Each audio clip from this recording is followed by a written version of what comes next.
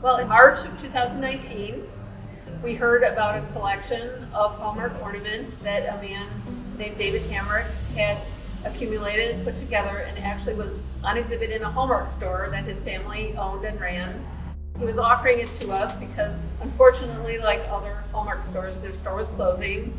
The parents were retiring, and he wanted it to go to a good place, so he thought of us, and he offered us the collection. The time period of the collection was when Hallmark ornaments were introduced in 1973. We had that first grouping, and all of the ornaments that Hallmark made up to 2009, when he stopped collecting because he decided there were just too many for him to exhibit. It sounded really big. We saw some pictures of it, and myself and another curator were told to go down there and check it out in person.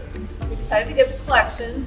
It came here in probably the summer of 2019, and right away it was decided that we were going to display all of it. It could have been an idea to do a changing display every year, so that a lot of them are in storage and you get out 50 or 100 and the theme changes. But there was just a decision early on to display all of them, and then around summer they started to lay out the cases and figure out where everything would hang. The exhibit is behind our exhibit called Heroes of the Sky, and next to Driven to Win, which is our exhibit about auto racing. There's 40 cases plus a giant case of miniatures. There's about 400 miniatures in the collection, which are this big. And then there's a case of ornaments that are for other holidays than Christmas. So Hallmark started producing ornaments for Halloween and Easter, and all of those ornaments are in one case as well. It was decided early on to display them chronologically. So you could see them starting in 1973, when the first ornaments were made, and then going up to 2009. The big change in Hallmark ornaments is from a lot of ornaments shaped like balls, like the traditional Christmas tree ornament, and over time they become much more shaped like popular culture figures and the kinds of things that people love to buy, love to talk about, love to collect. They also gave us all the dream books going back to like the mid-90s. So that was our reference guide.